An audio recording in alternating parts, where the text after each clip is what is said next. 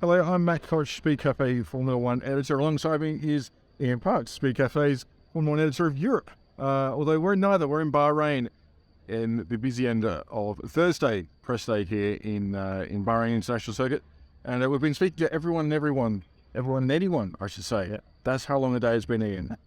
We're tired already. Only day one into a very long 23 Grand Prix season, and you're tired already. That's just... Well, we've been out here since pre-season testing, 3 days of running there. I think we can all agree that Max Verstappen and Red Bull looks pretty strong.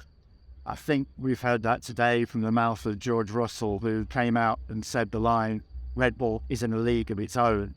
I think what we're looking there at is then who's going to be second best. We know Ferrari's up there. We know Mercedes kind of up there. George turned around and said that during the pre-season test and during the Grand Prix weekend, he returned home to the UK to go on the simulator. So they conduct a lot of baseline work to try and get a better setup for that Mercedes W14 going into this weekend. And we also know, of course, that Aston Martin in particular is looking quite strong at the moment. Yeah, they're a dark horse, a green horse. There's something. They are looking really strong. Everyone up and down the paddock that I think we've both spoken to is saying that watch that Aston. And, it's not showing anything brilliant in terms of single lap pace. It's the long run pace that everyone seems to be talking about.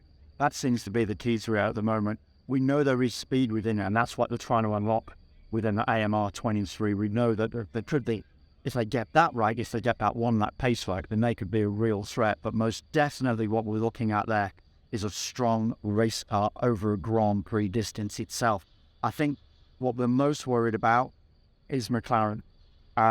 We've heard all the noises coming out of McLaren so far from Zach, from new team principal Andrea Stella, and of course from the Astro, who I know you've been speaking to give us a lowdown on what he's seeing at the moment.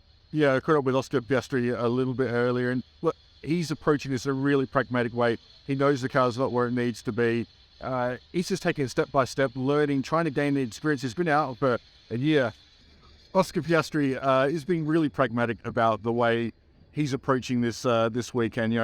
He knows the car is where McLaren wants it to be. He knows the limitations, but at the same time, he's been out of the race seat for a year or so himself. So he's looking just to ease his way back in, not set expectations. He's not wanting to put any numbers or expectations on. He just wants to ease and take a really low profile approach. And that's probably the smart way to do it. It's probably got the pressure off with the car being where it is, because if that was a car capable of podiums or race wins, which I'm sure is what McLaren was hoping for, the pressure is instantly ramped up a little bit. One of the striking things I heard come out of McLaren today was from Lando Norris, and he turned around and said that 3 months ago, pretty much at the back end of last season, that this car was not going to be a decent race car to start the season with. McLaren at the moment are really pinning all their hopes on the upgrades that they've got coming, fast and furious. They're going to be aggressive, according to Andrea Stella, for what he told me last week during the test. They're going to be aggressive with their upgrade packages. So we're probably going to be looking post-Australia, when we've got that little bit of a spring break. Now there's no Chinese Grand Prix, so there's going to be a 4-week gap between Australia and the following race in Azerbaijan. So hopefully from Azerbaijan, Miami onwards, those 2 races back-to-back, going into then in that first European triple header, Imola, Monaco and Spain. But McLaren hopefully might start to come good. Otherwise, don't expect too much from these first 3 Grand Prix in Bahrain, Saudi and Australia. Yeah, the positive thing at least is that the car itself, the baseline package, is doing what they want and what they expect of it. It just doesn't have the performance at this point. So once they can bolt on a bit of performance, hopefully by round 4 or so, we should see that car take a step forward. But then, of course, everyone else is going to take a step forward as well. So the swings and roundabouts of Formula One continue. And of course, the one thing about McLaren is they're talking about their new simulator coming online. We know that's not going to be until some point in the summer. And the early indication is that they're looking at results from that helping the car towards the end of this season, but most particularly it's going to help the 24 car. So really for Oscar, for Lando and McLaren, it's going to be a tough year, and probably they're looking more towards 24 even already perhaps at this stage.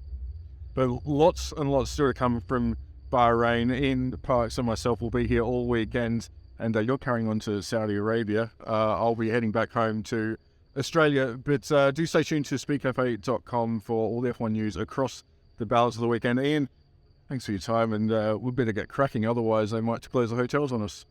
Take care, folks.